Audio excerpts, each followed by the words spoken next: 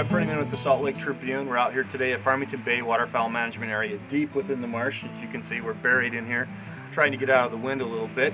This is Tom Aldrich with the Division of Wildlife Resources. He's the waterfowl coordinator for the division. Tom, tell us a little bit about what hunters can expect in the 2009-10 season, waterfowl regulation and forecast-wise. Well, it's a good year. Forecast is for improved populations, both locally and coming out of Canada. Canada got very wet in some places, and the U.S. prairies got really wet, so that's good news across North America.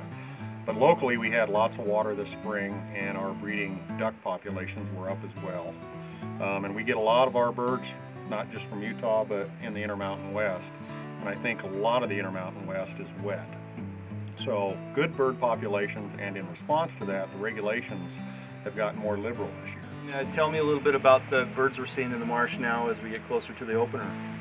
Well, September is the peak month of migration. We've got green-winged teal, shovelers, and pintail, and there's more to come.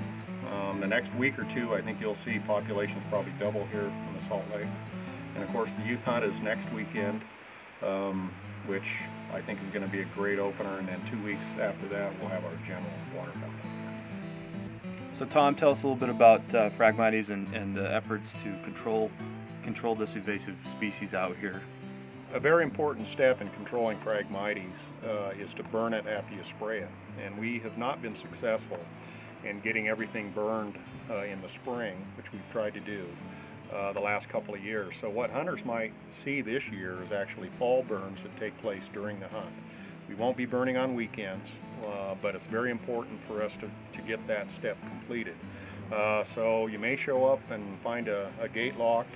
There'll be a big banner out there telling you why. Don't worry and fret, it's going to be a good thing.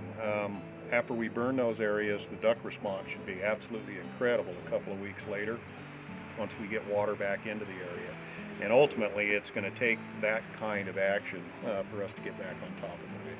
So botulism is something that happens every year out in the marshes. Tell us what's happening this year with the outbreak. Botulism in Utah has been here forever. In fact, the beginning of the Bear River Refuge, as well as some of our areas, were built in order to try to take care of the botulism problem that goes way back into the 1800s when we lost millions of birds in a year. Just about every year we get some. It's a bacteria that exists naturally in the soils. When the conditions go anaerobic, meaning the oxygen gets out of the system, that's when that bacteria flourishes.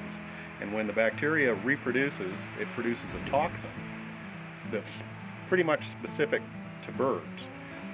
That then if the bird ingests any of this toxin, it's very, very sensitive to it, and a lot of these birds die by the tens of thousands. We've studied it for many years. We can't predict what years are going to be worse than others.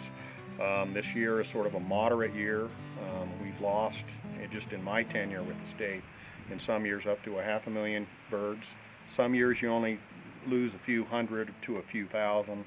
My rough sort of guesstimate for this year, lake-wide on the Great Salt Lake, we've probably lost somewhere between 25,000 and 50,000 birds.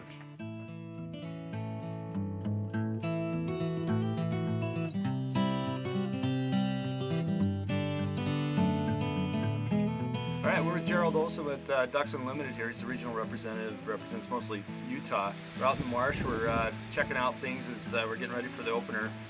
Things look good. There's a lot of water this year and a lot of birds. And like Tom mentioned, we're definitely blessed this year with an above average water year, which translates out to above average ducks.